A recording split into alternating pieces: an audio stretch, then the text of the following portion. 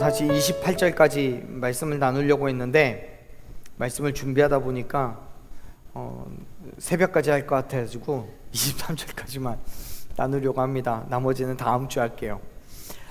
자, 예수님께서는 제자들에게 당신의 정체성에 대해서 어떻게 인식을 하고 있는지 물으셨어요. 그리고 그 질문에 베드로가 제자들을 대신해서 대표로 이렇게 고백을 하죠. 뭐라고 했어요? 주는 그리스도시요 살아계신 하나님의 아들이십니다. 아멘. 그렇게 대답했어요. 그 신앙의 고백은 예수님에 대해서 정확하게 이해하고 있는 소위 모범 답안, 정답이에요. 왜냐하면 그 고백 그대로 예수님께서는 모든 인류의 죄를 해결하시고 하나님과의 관계를 회복시키시기 위해서 이 땅에 오신 분인 메시아이시고, 그렇기 때문에 하나님의 아들인 게 분명하거든요. 그분은 이미 죽고 사라지신 분이 아니라 지금도 살아계신 분이라고 베드로는 고백합니다. 2000여 년 전에 베드로가 그렇게 고백한 이후에 예수님께서는 죽으시고 부활하셔서 이후에 승천하신 이후에 이곳에 다시 오시겠다라고 약속하셨습니다. 그리고 약속하신 그대로 지금까지 예수님은 살아계시고 이 땅에 언젠간 반드시 다시 오실 줄로 믿습니다. 예수님께서는 그 너무도 완벽한 베드로의 고백을 들으시고 그 고백 위에 교회를 세우시겠다라고 약속하셨어요. 그와 동시에 예수님께서는 이런 말씀을 하십니다. 21절 같이 읽어봅니다. 이때로부터 예수 그리스도께서 자기가 서기관들에게 많은 고난을 받고 죽임을 당하고 제3일에 살아나야 할 것을 제자들에게 비로소 나타내시니. 아멘. 21절의 처음은요, 이때로부터라는 단어로 시작합니다. 여기에서부터 말한 이때가 바로 앞에 있는 베드로의 고백과 예수님의 대답 이후를 얘기하는 거예요. 예수님께서는 베드로의 고백 후에야 비로소 십자가의 고난을 받으실 것과 죽으시고 부활하실 것에 대해서 가르쳐 주셨어요. 이때가 예수님께서 예수님의 그 십자가 순환을, 그리고 죽으시고 부활하실 것을 처음 말씀하신 거예요. 예수님 생애에. 예수님께서는 베드로의 고백 이후에 이 말씀을 하신 그 이유가 예수님에 대해서 바른 신앙과 그 믿음의 이해가 있어야 십자가의 고난을 바로 깨달을 수 있기 때문에 그랬던 거예요. 예수님께서는 지금까지 기다리신 거예요. 베드로에게 또 제자들에게 이러한 고백이 나올 만한 그 때를 기다리신 거예요. 그렇습니다. 여러분, 때가 있어요. 만일 예수님께서 갈릴리 호수에서 베드로를 처음 만나셨을 때 그때 21절의 말씀을 하셨더라면 어쩌면 베드로는 예수님을 따르지 않았을지도 몰라요. 왜요? 예수님 곧 죽으실 거니까. 또 만일 예수님이 잡히시기 바로 직전 겟세마네 동산에서 기도하신 후에야 비로소 이 말씀을 하셨다면 제자들은 훨씬 더 큰 충격과 공포를 경험했을 거예요. 그런데 베드로의 고백을 들어보니까 이제는 이야기를 해줘도 될 만하다 싶으셨던 거죠. 지금 예수님께서는 당신이 받으셔야 할 십자가의 고난에 대해서 말씀하셔요. 그리고 그 고난은 장로들과 대제사장들과 서기관들에 의해서 주어지는 거라고 설명하셨습니다. 이 사건을 기록하고 있는 동일한 사건으로 기록하고 있는 마가복음이나 누가복음에서도 똑같이 얘기해요. 장로들과 대제사장과 서기관들이 그들로부터 예수님이 고난 받으실 거라고요. 자, 이 사람들은 모두 당시 예루살렘에 있었던 유대인의 공동체 중에 최고 의회였던 산헤드린 공회를 말합니다. 예수님께서는 이스라엘 백성들을 다스리고 있던 로마 정부나 혹은 그때의 또 다른 악한 세력들로부터 고난을 받으시는 게 아니라 유대인들의 가장 의로운 자들만 있는 곳이라고 평가되는 대표적인 의결기구, 사법기구인 산헤드린 공회로부터 고난을 받으실 거라고 말씀하시는 거예요. 그런데 여러분 생각해 봅시다. 산헤드린 공회는 말씀드린 것처럼 유대인들의 공동체예요. 물론 바리새인들과 사두개인들과 서기관들이 각각 서로 다른 입장을 가지고는 있지만, 그럼에도 불구하고 이들은 모두 다 하나님을 섬긴다는 것, 그리고 유대인이라는 것, 이러한 공동의 성격을 가지고 있었기 때문에 산헤드린 공회라는 곳에서 함께 입을 맞추어서 이스라엘 백성들을 다스려가는 그러한 일들을 해왔었습니다. 그렇기 때문에 산헤드린 공회는 하나님을 믿는 사람들의 모임이고, 모든 사람들에게, 모든 유대인들에게 하나님을 정말 신실하게 섬긴다고 인정받는 사람들이에요. 그렇기 때문에 우리가 인간적으로 생각해 보자면, 우리가 유대인이라고 생각하고 당시에 인간적으로 생각해 보자면 산헤드린 공회에 속해 있는 사람들이라면 그들의 말이 곧 하나님의 말씀이고 그들의 행동이 곧 하나님의 행함이라고 생각해도, 그렇게 믿어도 과언이 아니었어요.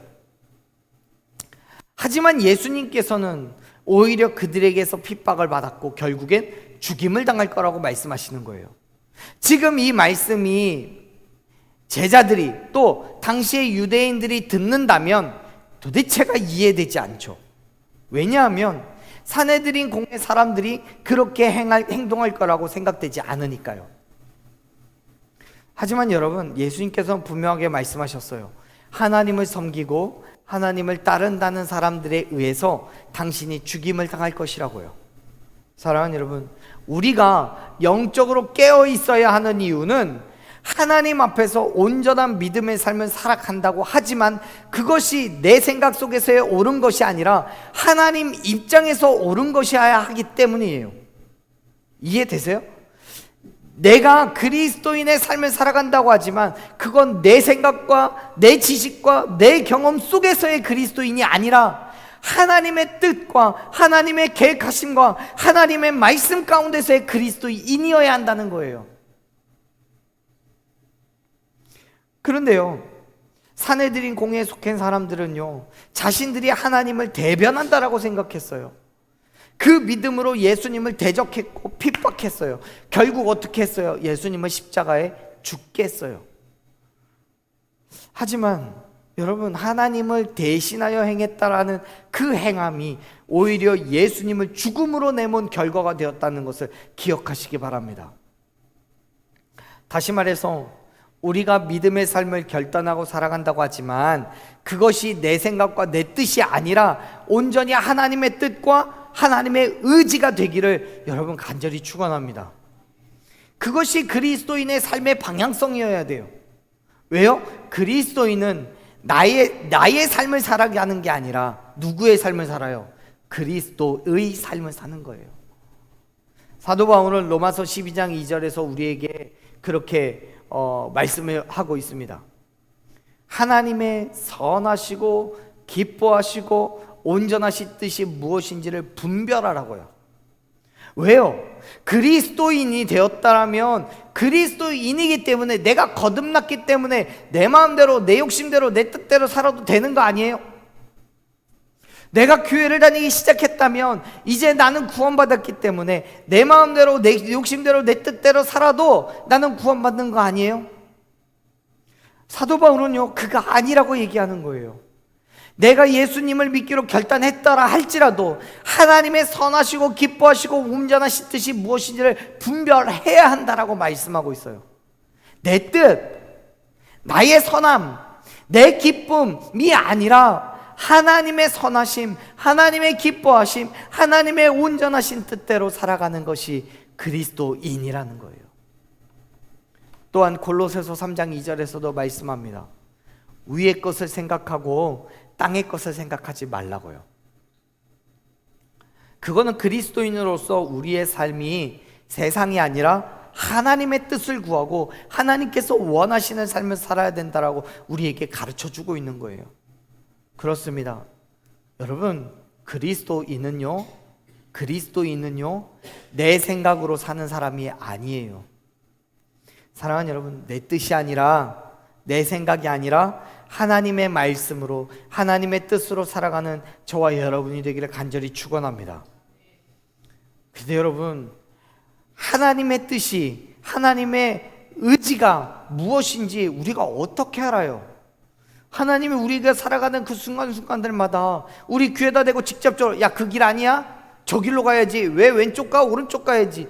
매번 우리에게 막대기와 지팡이로 툭툭 쳐가면서 양을 몰듯이 그렇게 하시지 않잖아요. 우리는 무엇으로 하나님의 뜻을 알 수 있습니까? 우리는 무엇으로 하나님의 의지를 깨달을 수 있습니까? 무엇으로요? 말씀으로요. 그래서 성경 읽어야 되는 거예요. 그리고 그걸 분별하기 위하여서, 하나님의 뜻을 제대로 분별하기 위해서 뭐 해야 돼요? 기도하는 거예요. 사랑하는 여러분, 말씀을 가까이 하십시오. 그리고 기도하십시오. 하나님의 뜻을 알아야 하나님의 뜻대로 살아갈 수 있는 거예요.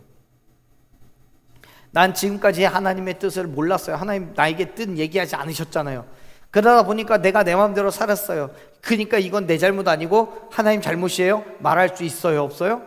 없어요. 사랑하는 여러분, 우린 그리스도인입니다. 그렇다면 그리스도의 뜻으로 나아가는 저와 여러분 되기를 간절히 축원합니다. 하나님의 말씀을 가까이 대하며 그 말씀을 우리의 발의 등으로 삼고 우리의 길의 빛으로 삼는 저와 여러분 되기를 간절히 축원합니다. 예수님께서는 제자들에게 당신이 받으셔야 할 고난과 죽음, 그리고 그 이후에 있을 부활까지도 말씀해 주셨어요. 그런데 말씀을 보면요, 예수님께서 제자들에게 이 말씀이 비로소 나타내어졌다라고 기록하고 있어요. 여기에서 이 비로소라고 번역되어 있는 헬라어 단어는요, 그가 시작하였다라는 의미를 가지고 있어요. 무슨 말이냐면, 예수님께서 지금까지는 21절 앞부분에 기록된 그것, 지금까지 감춰뒀던 예수님께서 메시아이신 것, 고난받으시고 죽으시고 부활하실 것에 대한 메시지를 이제야 가르쳐 주셨다는 거예요. 이제야 시작하셨다는 거예요. 여러분, 지금부터 예수님은 당신이 메시아 되심을 확실하게 드러내셨고 감추시지 않아요. 제자들은 이제야 완전하게 예수님을 하나님의 아들로, 이 땅에 오신 메시아로 인정을 하고 있는데요, 말씀을 보면 나타내시니라고 번역되어 있는 헬라어가 보여주다, 증명하다, 이런 의미를 가지고 있어요. 그래서 이 문장을 직역을 하고 얘기하자면, 비로소 나타내시니 라는 말을 다시 직역해서 이야기하자면, 이때로부터 그가 보이기 시작했다라고 얘기해요. 결국 베드로의 고백에서부터, 16절에 베드로의 고백에서부터 시작된 예수님의 말씀은 제자들에게 예수님이 능력의 선지자, 뛰어난 학식의 설교자가 아니라 진짜 메시아, 하나님의 아들로 이 땅에 오신 그리스도라는 것을 확신하게 했다는 거예요.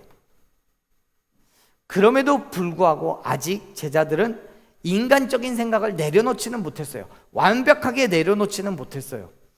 예수님께서 분명하게 당신의 그리스도 되심을 드러내셨는데도 불구하고 인간적으로는 완벽하게 이해가 되지 않는 거예요. 그래서 뭐라고 대답을 합니까? 22절 보면 베드로가 또 대표로 얘기하는데요, 이렇게 말해요. 읽어봅니다. 베드로가 예수를 붙들고 항변하여 이르되 이 일이 결코 주께 미치지 아니하리이다. 아멘.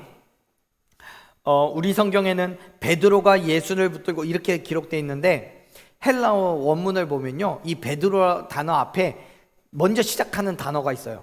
호라는 단어인데, 이 호가 뭐냐면 정관사예요. 그게 뭐냐면, 우리 교회가 그냥 바른 교회가 아니라 더 바른 교회잖아요. 그 더가 정관사거든요. 바른 교회가 무엇보다 더 바른 교회가 이게 아니고 그 바른 교회, 지칭하는 거예요. 하나님께서 말씀하신 바른교회, 하나님께서 선택하신 바른교회, 이런 여러 가지 의미가 있어요. 지칭하는 거예요. 지정되어 있는 거예요. 다시 말해서 베드로 앞에 호가 붙어 있는 건 그 베드로, 이런 의미예요. 무슨 말이냐면요, 지금 22절에서 보여주고 있는 이 베드로의 모습이 모순적이게도 16절에서 놀라운 고백을 했던 바로 그 베드로, 그와 같은 베드로라는 의미를 가지고 있는 거예요. 그렇습니다. 16절에서 예수님의 정체에 대해 정확하게 꿰뚫어보고 말을 했던 베드로가 이번에는 완전히 반대로 예수님께서 이 땅에 오신 이유와 목적대로 이루어질 일에 대해서 말씀하시자 그 일을 말리는 거예요. 말려요. 지금 베드로는 예수님의 십자가의 죽으심과 부활하심이 결코 일어나서는 안 되는 일이라고 단정을 짓고, 그것이 하나님의 뜻인 양 예수님을 보호하겠다라는 단호한 의지를 드러내요. 물론 지금 베드로가 이렇게 말하고 있는 건 예수님에 대해서 지대한 사랑이 있기 때문에 그런 거예요. 인간적으로는 당연히 그래야 하는 것일지도 몰라요. 하지만 하나님의 뜻과 계획에 따르자면 완전히 반대가 되는 일이에요. 하나님의 뜻을 거스르는 일이에요. 지금 베드로가 16절에서와 동일한 믿음, 그러한 엄청나게 큰 고백을 가진 믿음을 지금도 가지고 있다면, 22절에서도 가지고 있다면, 예수님께서 당신이 당하셔야 될 고난과 십자가의 죽으심과 부활하심을 다 설명하신 이후에 베드로는 그래야 돼요. 그래요, 예수님, 당신은 분명히 그 일을 위해서 이 땅에 오셨고 예수님이 그 일을 행하심으로 내가 구원받는 줄 믿어요. 그렇기 때문에 예수님 가시는 그 길을 나도 담대하게 따라가겠습니다, 이렇게 얘기를 해야죠. 그런데 아니잖아요. 아니에요, 예수님, 그러시면 안 돼요. 내 뒤로 숨으세요. 내가 예수님 지켜드리겠습니다. 여러분, 그 모습이 베드로가 예수님을 향한 지대한 사랑 때문에 시작된 일인 것은 분명한데, 예수님을 향한 그 사랑과 열정이 예수님을 감추어 둔다고 해서 정당화되거나 하나님의 인정을 받을 수 없어요. 아니, 오히려 하나님의 사역을 방해하는 사탄의 도구가 되었다는 사실을 기억하시기 바랍니다. 사랑하는 여러분, 내 뜻, 내 생각, 내 욕심이 아니라 하나님의 뜻, 하나님의 생각을 이루어가는 저와 여러분 되기를 간절히 축원합니다. 하나님의 것이, 하나님의 생각이 나와는 다른 방향에 있다고 할지라도, 왜 그래야 되는지 이해가 되지 않는다고 할지라도 여러분 믿음으로 따라가십시오. 하나님의 뜻을 거스르는 건, 그래서 나의 인간적인 만족이 채워지고 나의 인간적인 유익은 채워진다고 할지라도 오히려 그것은 하나님의 사역을 방해하는 것밖에 되지 않아요. 그렇다면 결국 사탄의 도구가 되어서 이 땅에 하나님의 나라를 세우는 그 일을 막는 거예요. 정말 애석하고 너무나 가슴 아프게도 이 땅에 얼마나 많은 교회들이 그런 일 하고 있는지 모릅니다. 물론 이단과 사이비는 말할 것도 없고요. 그들은 하나님을 믿는다고 하지만, 하나님을 따른다라고 하지만 그것이 한 사람의 머리에서 나오고 한 사람의 유익을 위해서 그런 것이고, 그러다 보니 교회가 점점 하나님의 뜻과는 멀어져 가는 거예요.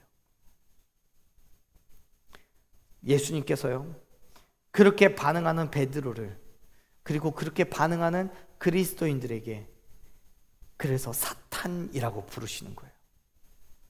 이렇게 말씀하죠. 23절 말씀 같이 읽어보겠습니다. 예수께서 돌이키시며 베드로에게 이르시되 사탄아, 내 뒤로 물러가라. 너는 나를 넘어지게 하는 자로다. 내가 하나님의 일을 생각하지 아니하고 도리어 사람의 일을 생각하는도다 하시고. 아멘.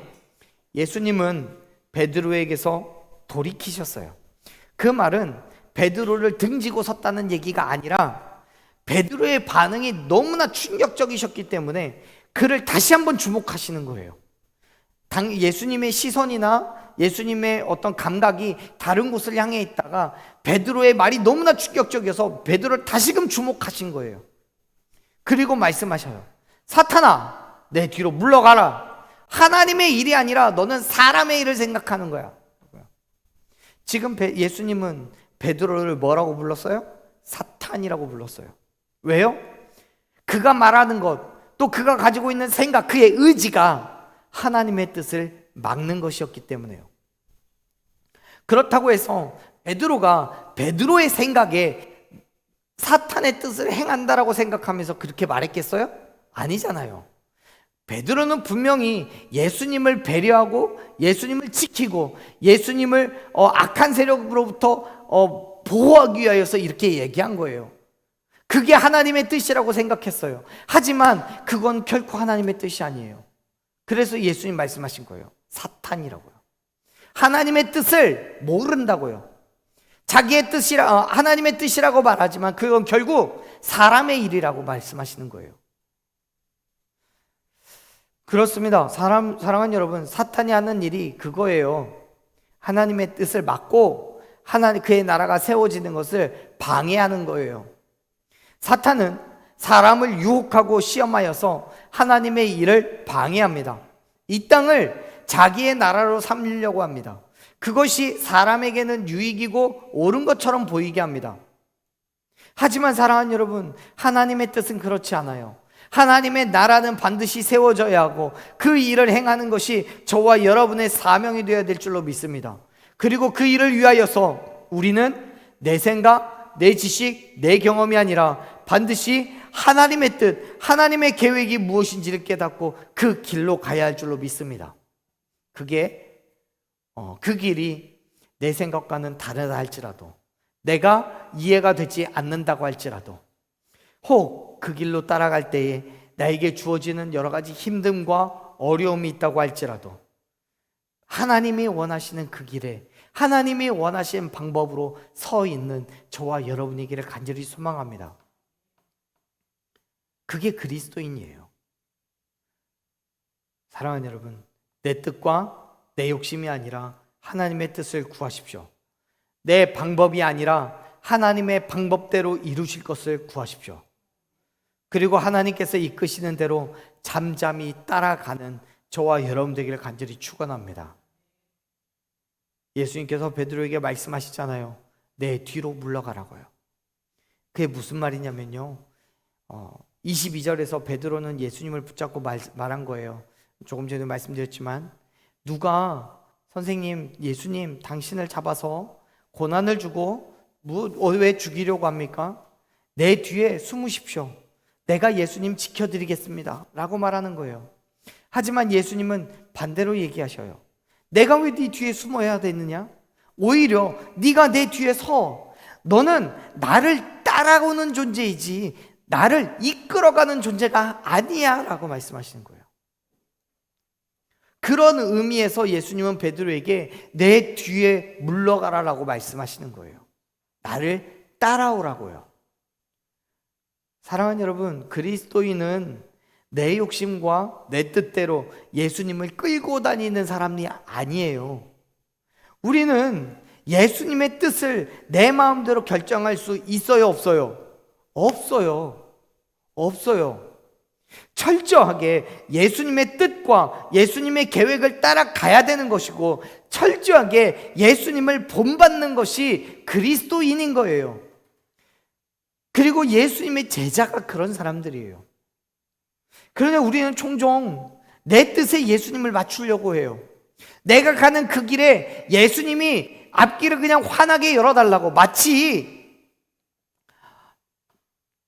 예전에 조선시대에 또 그 이전 시대에 누군가가 앞에 지나가면서 대감마님 납시오 하면서 길을 쓸듯이 예수님께서 내 앞에 서서 내 앞에 있는 모든 문제들을 다 쓸어내시고 나를 이끌어가고 있는 것처럼 그렇게 생각하지 말라는 거예요. 내가 앞장서는 게 아니라 예수 그리스도께서 앞서서 가시는 그 길을 잠잠히 따라가십시오. 그것이 바로 그리스도인이고 제자인 거예요. 내 생각과는 달라도요, 인격적으로는, 인간적으로는 도저히 이해가 되지 않아도요, 믿음으로 나아가십시오. 여러분, 베드로는 도저히 이해가 안 됐어요. 예수님께서 고난을 받고 죽임을 당하셔야 된다는 사실이 말도 되지 않았어요. 사실 말씀을 잘 살펴보면 예수님께서는 21절에서 예수님이 고난당하시고 죽임당하실 것만 말씀하시진 않았어요. 성경에 기록되어 있잖아요. 제3일에 뭐가 있어요? 다시 살아날 것도 이야기하셨어요. 하지만 부활이라는 것 자체가 지금도 그렇고 당시로서는 도저히 인간적으로는 완벽하게 불가능한 것이었기 때문에 베드로에게서는 생각할 가치조차 없었어요. 그래서 예수님의 고난과 죽음이라는 단어가 너무도 충격적이게 다가올 수밖에 없었던 거예요. 예수님께서는 사사기의 많은 사사들처럼 로마의 통치를 받는 이스라엘을 구원시킬 메시아이신데 어떻게 그 사사의 사명을 이루기도 전에 고난을 받고 죽임을 당하신단 말입니까? 하나님의 뜻이 이해가 되지 않아요. 그래요. 베드로의 생각과 하나님의 뜻은 완전히 달랐어요. 베드로는 예수님을 지키고 싶었어요. 하지만 예수님의 사명은 뭐예요? 고난을 받으시고 죽임을 당하시는 거였어요. 그리고 3일 만에 부활하시는 거예요. 물론 그 일에 고난과 핍박이 있어요. 고통과 괴로움이 있어요. 그럼에도 불구하고 예수님은 기꺼이 그 일을 감당하셔야 했습니다. 왜요?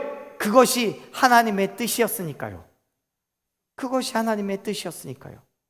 사랑하는 여러분, 우리가 가는 그 길에 고난이 있고 괴로움이 있어도요, 사람의 일을 생각하지 말고 하나님의 일을 생각하며 기꺼이 감당하시기를 바랍니다.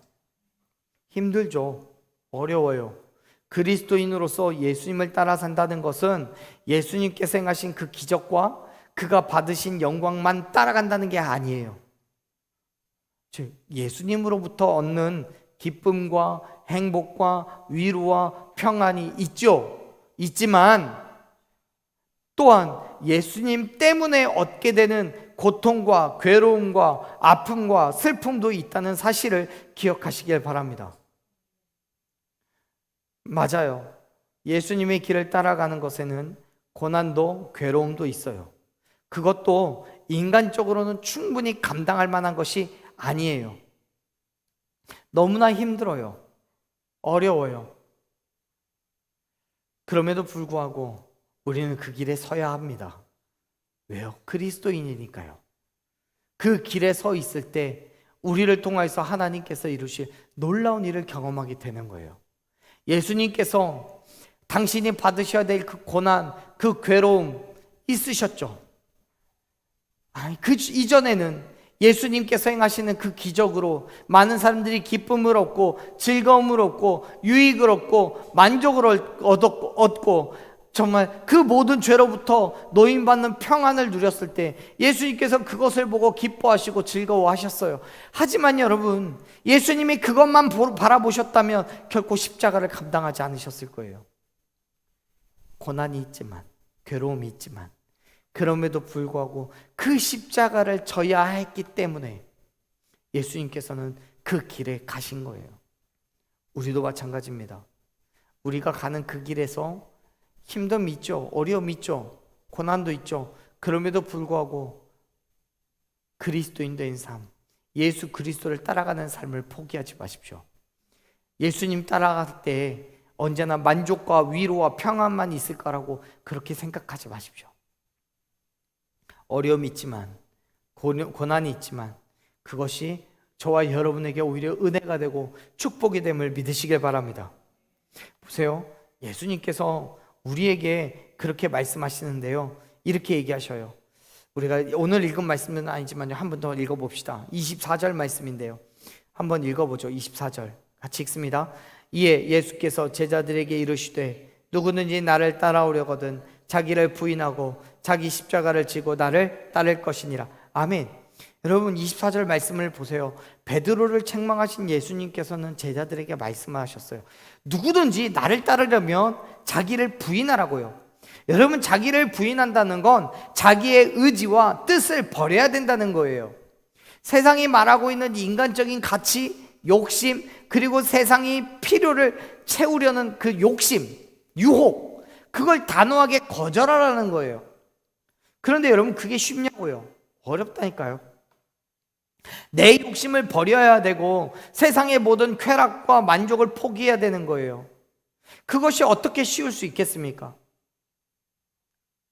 여러분, 교회를 개척할 때 어떤 분들이 저한테 그런 얘기를 하셨어요. 교회가 어느 정도 성장했으면 좋겠어요. 얼마나 몇 년 만에 어느 정도까지 성장했으면 좋겠습니까? 물으셨을 때 제가 그랬어요. 별 크게 관심 없습니다. 우리에게 성도 주시는 건 하나님이 하시는 거고, 주시는 대로 저는 하겠습니다. 1명 있어도 좋고요, 100명이 있어도 좋고요. 다만 제가 원하는 건 우리 모든 식구들이 정말 천국 갔으면 좋겠습니다. 예수님 만났으면 좋겠습니다. 그 일로 인해서 나는 목숨을 걸 거고요. 그러다가 1명의 성도밖에 있지 않아도, 혹은 그래서 100명의 성도가 되고 1000명의 성도가 돼도 저는 만족합니다. 저에게 야망도 없고 비전도 없고 꿈도 없고 그렇다라고 얘기하시더라고요. 여러분, 제가 야망이 있어서 진짜 없어서 그럴까요? 아니에요. 제가 정말 인간적인 욕심을 꿈꾼다면 우리 교회가 지금쯤은 한 200명 이상은 있지 않을까요? 제가 능력이 있어서 모르겠습니다. 여러분, 예수님을 따라간다는 건 내 욕심을 버리는 거예요. 내 만족을 버리는 거예요. 오직 예수 그리스도만 바라보는 것인 줄로 믿으시길 바랍니다. 그리스도인은요, 세상을 주인 삼는 게 아니라 예수님을 주인 삼아야 되는 거예요. 한 사람이 두 주인을 섬길 수 있어요? 없어요. 육체의 소욕과 성령은 서로를 거스른다라고 성경은 말씀하고 있어요. 그렇기 때문에 내가 그리스도인이라면 단호하게 육체의 죄된 유혹과 의지를 거절하고 예수 그리스도의 삶을 본받아 살아가는 믿음의 결단이 있어야 되는 거예요. 그게 너무나 힘들어요. 어려워요. 그래서 예수님은 그 일을 뭐라고 불러요? 십자가라고 부르는 거예요. 자기 십자가라고요. 여러분, 십자가는요, 단순하게 우리의 목이나 귀에 거는 액세서리가 아니에요. 십자가는 기분 좋게 너무나 영광스럽고 명예롭게 얻는 훈장이 아니에요. 오늘날 우리는 모르겠지만 말씀이 기록되고 있던 당시만 하더라도 십자가는 뭐예요? 형벌의 도구예요. 처형의 도구예요. 십자가 위에서 죽임을 당했고 조롱과 멸시의 상징이었어요. 그렇기 때문에 지금 예수님이 자기 십자가를 지라고 말씀하시는 거는 너 죽어야 되라고 말씀하시는 거예요. 너 조롱과 멸시를 감당해야 되라고 말씀하시는 거예요. 예수님이 이렇게 말씀하시죠. 너희가 내 제자가 되고 싶니? 너 진짜 그리스도인이 되고 싶니? 그렇게 되기 위해서는 너의 욕심과 자랑과 만족 다 버리고 죽어야 돼. 죽어. 조롱과 멸시를 감당해야 돼. 고통과 괴로움을 당해야 돼. 그래야 나를 따를 수 있어 라고 하는 거예요. 이 말을 듣는 제자들에게 자기의 십자가를 진다는 것이 단순한 문제가 아니라는 것은 단박에 알 수 있는 거예요. 당시로서는요. 오늘날 어쩌면 우리에게 너의 십자가를 지어라 그러면 우리는 모두가 다 금은방으로 뛰어쳐갈지 몰라요. 십자가 살라고. 여러분, 아니라니까요. 우리의 십자가는 고통이고 괴로움이에요. 조롱과 멸시이고 죽음이에요. 예수님의 말씀은 상징적인 죽음을 말씀하고 계시는 게 아니라 진짜 목숨을 버려야 되고 진짜 조롱과 멸시를 받아야 된다라고 가르쳐주고 계시는 거예요. 그리고 제자들은 그렇게 받아들이는 거예요. 왜요? 그들은 십자가의 의미를 알고 있었기 때문에요. 사랑하는 여러분, 예수님을 따라간다는 건 나를 부인하는 거예요.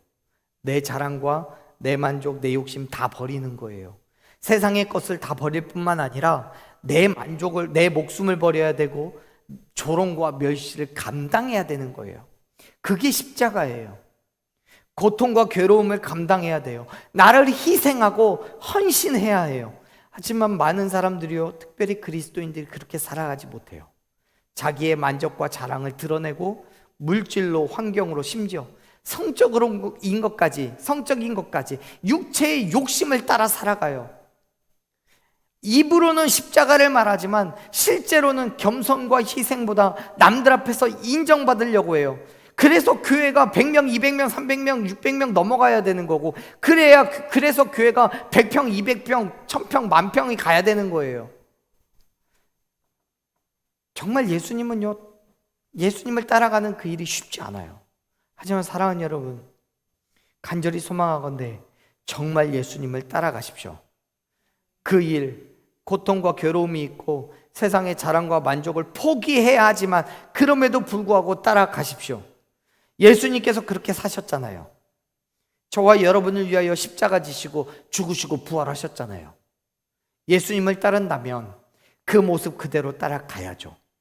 예수님의 좋은 것만 따라가고 예수님의 고통과 괴로움을 모른 척하는 건 비겁하죠.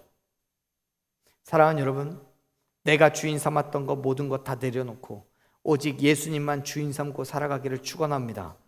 그 결코 우리의 손해이고 이 땅에서 인간적인 행복과 즐거움을 포기해야 되는 것이지만 우리가 믿음으로 그 길을 따라갈 때 하나님께서 우리의 모든 필요를 채워주실 줄로 믿습니다. 결코 포기하는 게 아니에요. 오히려 예수님을 믿지 않는 사람들보다 더 많은 것들로 채워주시는 은혜가 있음을 믿습니다. 오늘 여기까지 정리할게요. 사랑하는 여러분, 예수님 따라가십시오. 우리가 예수님을 따른다는 건 십자가라고 불릴 만큼 감당하기 어려운 괴로움이고 고통이에요. 누구나 인간적인 고통과 괴로움 피하고 싶은 게 당연하죠. 저도 피하고 싶어요. 하지만 십자가는 하나님께서 예수님을 통해서 당신의 뜻을 이루는 도구였어요. 그리고 저와 여러분이 감당해야 될 십자가 또한 하나님께서 나를 통하여 당신의 뜻을 이루어가는 도구라는 것을 믿으시길 바랍니다. 그렇기 때문에 기꺼이 감당하십시오. 분명히 고통과 괴로움의 십자가지만 우리의 목숨을 내놓아야 되는 두려움이 있지만 그럼에도 불구하고 하나님께서 그 십자가를 통하여 어떤 일을 이루실지 기대함으로 나아가십시오. 그리스도인이기 때문에 예수님을 따라가며 믿음으로 그 모든 삶의 모습을 짊어지는 십자가에 분명한 하나님의 은혜와 축복이 있을 줄로 믿습니다. 그 은혜를 기대하며 저와 여러분의 삶에 십자가가 우리가 날마다 짊어지고 나아가는 믿음의 짐이 되기를 간절히